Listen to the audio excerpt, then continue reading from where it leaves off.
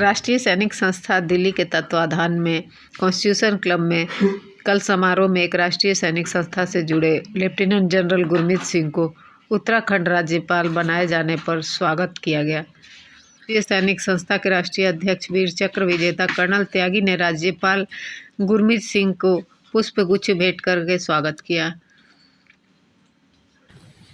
ये शब्द है जो राष्ट्रीय सैनिक संस्था का आइकॉन है। ये वो दो शब्द हैं जो पूरे भारत को एक तार में जोड़ते हैं। ये हरेक चीज से ऊपर उठ के हैं। इसके पीछे हम इसका परिणाम देख चुके हैं कि इन दो शब्दों ने पूरे देश को एकत्रित किया और हमारे को आजादी दिलाई। और आने वाले समय में भी जितनी भी चुनौतियां हैं, हरेक पे ये हमारी मदद करने वाला है। हम फौज पे सिर्फ दो शब्दों के नशे पर ही जीते हैं, जय हिंद और तिरंगा झंडा। बस इसी ने हमको बनाया है। ये भी मालूम था कि जब जंगे मैदान में जाएंगे, अगर वहां सुप्रीम सैक्रिफाइस का मौका मिला तो अंतिम में पार्थिव शरीर उसी झंडे के बीच में होगा।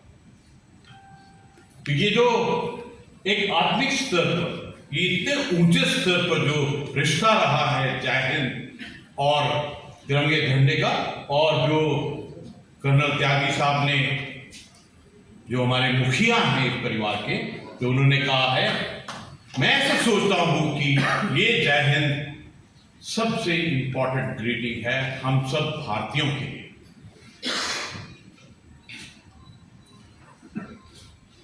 ये पारिवारिक कार्यक्रम है, मैं अतिथि नहीं हूं। और एक गुरु ग्रंथ साहब में कहते हैं, मेरा मुझ में कुछ नहीं, जो कुछ है वो तेरा, वो आप सबका है। ये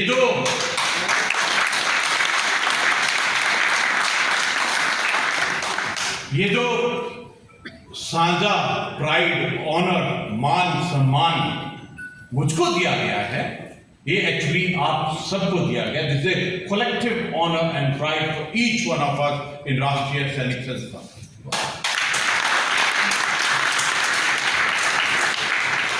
मैं इस परिवार से बहुत पहले से जुड़ा हूं। जब परिवार का मुखिया ही ऐसा हो जिसकी मूछें टाइगर हो, जो लड़ाई के जंग के मैदान में पहले ही अपनी वीरता का परिचय देकर पूरे राष्ट्र ने जिसको वीर चक्र दिया है, अगर ऐसा लीडर हो तो कौन भला नहीं इस घर में से आगे बढ़ेगा।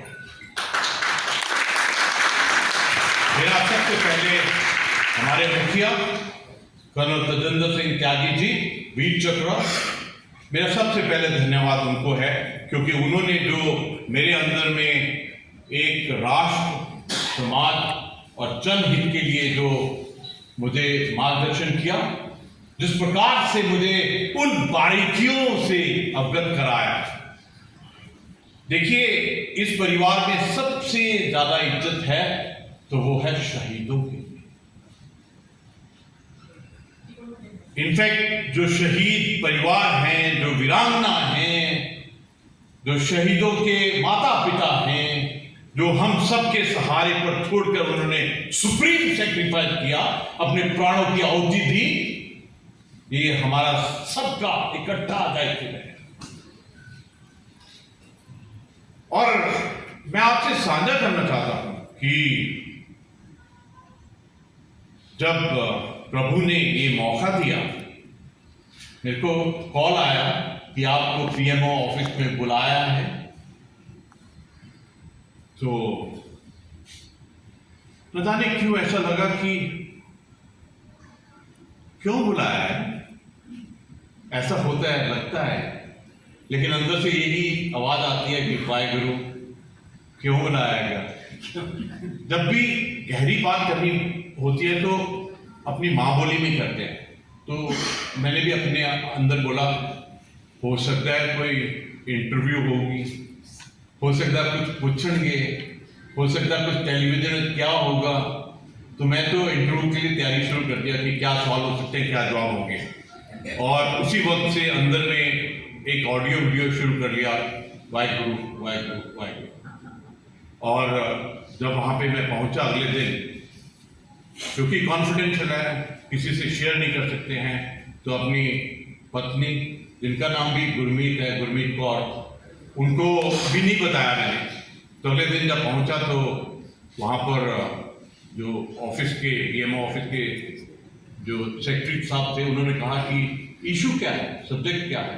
तो मैंने उनको कहा कि मुझको मालूम नहीं है, और फौज में हमने कभी पूछा भी नहीं है क्या इशू है, सब्जेक्ट है, क्या मिशन है।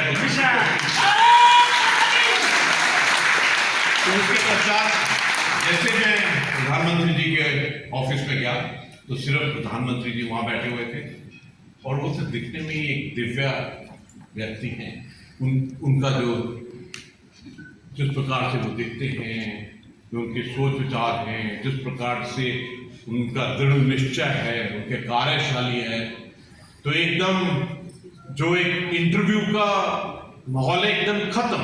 ऐसे लगा कि मैं अपने एक एल्डर के साथ में हूँ। तो मैं बैठ गया, बैठ के मैंने जानवर के हाथ ऐसे रखा हुआ था ताकि एक हाथ दूसरे हाथ के साथ में है, तो अंदर वाले जितने भी जिज्ञासे होती हैं उसको चेक करता रहता है। तो उन्होंने कहा कि आपको हम इस अपॉइंटमेंट, इस पद, इस उपाधि के लिए अपॉइंट कर रहे हैं। तो मैंने दाहिने हाथ से बाएं हाथ को दबाया, मैं कहा ये सपना तो नहीं है। तो दबाने से पता लगा नहीं, सपना नहीं, सच्चाई है। फिर उन्होंने कहा कि मैंने अक्सर आपको टेलीविजन में देखा है, आप एक अपना तर्क, अपना विश्लेषण और बहुत जोरदार तरीके से करते हैं। तो मेरे को ऐसा लगा यार वाहिगुरु उसी ग्रेट हो, क्योंकि मैंने उनको कहा कि ये भी तो त्यागी साहब की देन है कि मेरी हिंदी इन्होंने बहुत ठीक करवाई है।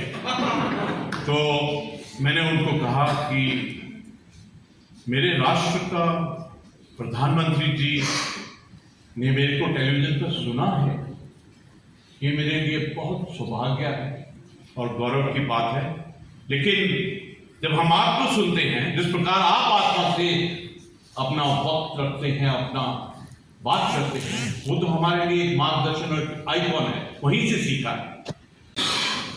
तो उसके बाद बाहर आया, एकदम गेट के बाहर, तो मैंने ऊपर देखा, हाथ जोड़े, मैं वाहिगुरु तेरा शुक्र है, तू तो कमाल करता, और हुण मेरे वास्ते की आदेश है।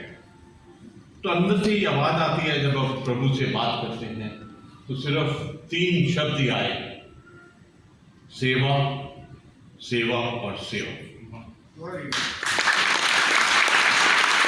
ये मैं अपने परिवार से यही रिक्वेस्ट है कि इस सेवा में आप मेरे साथ रहिए। आपके जहन में, आत्मा में कोई भी विचार आता है तो बिना संकोच मेरे साथ में शेयर कीजिए। और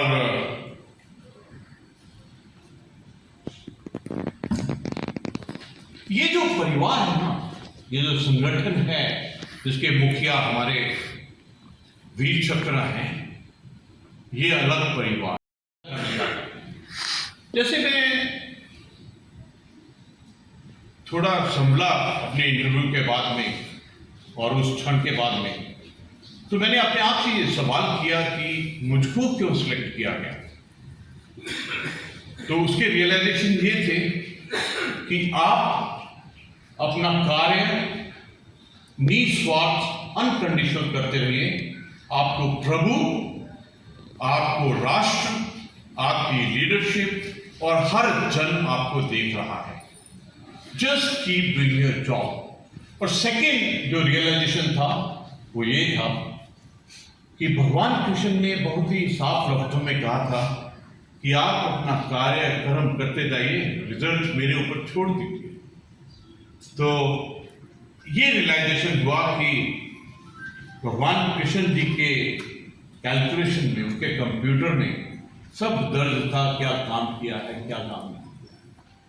और तीसरी रियलाइजेशन ये थी कि ये हमारे हर भारतीय का, हमारे भारतवर्ष का सौभाग्य है कि यहाँ साधारणता को, मासूमियत को, नम्रता को और करुणा को फल मिलता है। ये मेरे 3 सबसे बड़े रियलाइजेशन थे। तो ये मैंने सोचा कि पूरे परिवार के साथ ये साझा करूं, क्योंकि हम सब उस पथ पर हैं जिसमें आप निस्वार्थ, अनकंडीशनल अपने राष्ट्र, समाज और हर जनहित में क्या कर सकते हैं।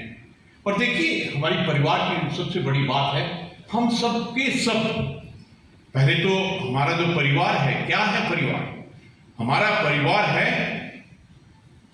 वेटरन्स, हमारा परिवार है पैट्रियट्स, हमारा परिवार है हर सैनिक, हर संत और हर स्कॉलर, हर विद्वान। हमारा परिवार है वो महिला जिन्होंने अपने ऊपर में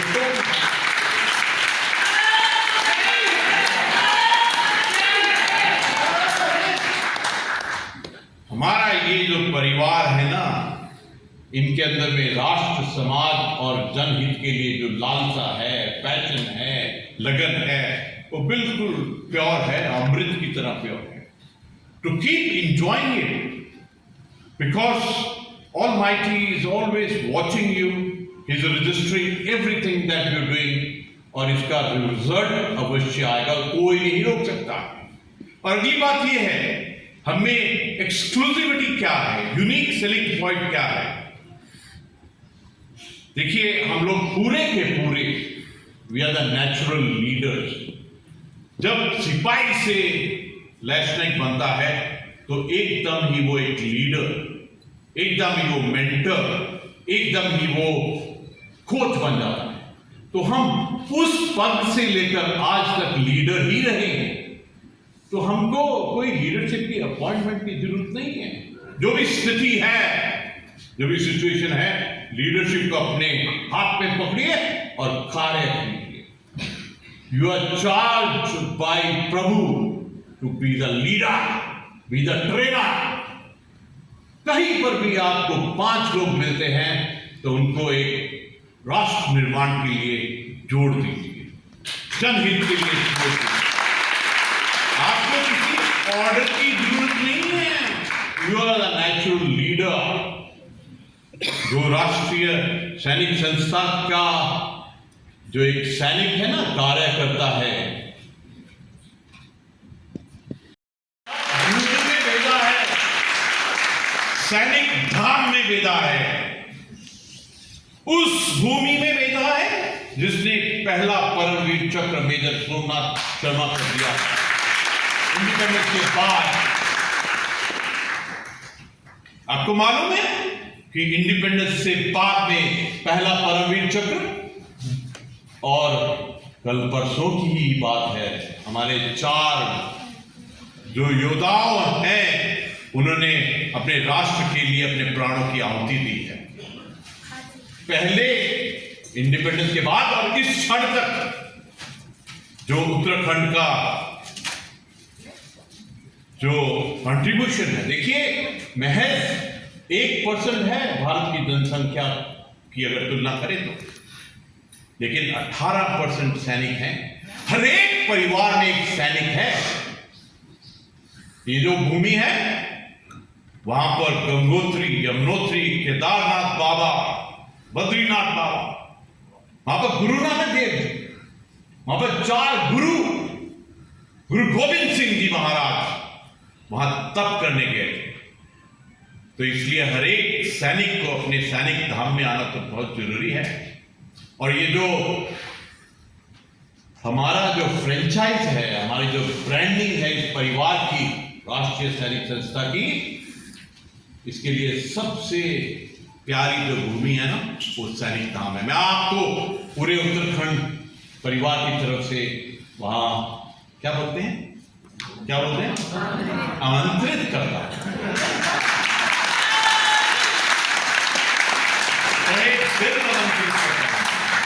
आत्मा से आमंत्रित करता हूं। आपके बीच मेरे साथी जनरल बिपिन बख्शी साहब, विंग कमांडर बख्शी साहब, जनरल पी के सहगल साहब, जिनसे मैंने बहुत सीखा है, जनरल बख्शी साहब मेरे सीनियर और इन्होंने बहुत सिखाया है जीवन में। मेरे जो सुशील गोयल साहब हैं, आर्टिफिशियल इंटेलिजेंस, आइए सर वहां पर आइए, आर्टिफिशियल का बूटा, और वहां से यमुनोत्री AI की शुरू करेंगे। जो जनरल बगासी साहब हैं, एक एक जो यहां हैं, आचार्य डॉक्टर लोकेश साहब ने जो आज आशीर्वाद दिया है, ये जो गुरु गोविंद सिंह जी का रूप था ना, उसमें 3 बातें थी। गुरु गोविंद सिंह जी महाराज एक सैनिक थे, एक संत थे, एक विद्वान थे। जिस प्रकार लोकेश जी स्वामी, डॉक्टर, संत बात कर रहे थे, तो उनमें से भी गुरु गोविंद सिंह जी की एक सुगंध आ। मुझे अपने परिवार के साथ अपने विचार साझा करके आज बहुत अच्छा लगा। इतना अच्छा लगा कि मेरे को ऐसा लग रहा है कि मैंने एक भी शब्द अपने आप से नहीं बोला है, ये सब प्रभु ने मुझसे बुलवाया। आखिर में वो 2 शब्द जिन्होंने भारत को इकट्ठा किया, जिसने समरसता, जिसने एकता, जिसने हम सबको उस आत्मिक जोड़ में बांधा है। जय हिंद।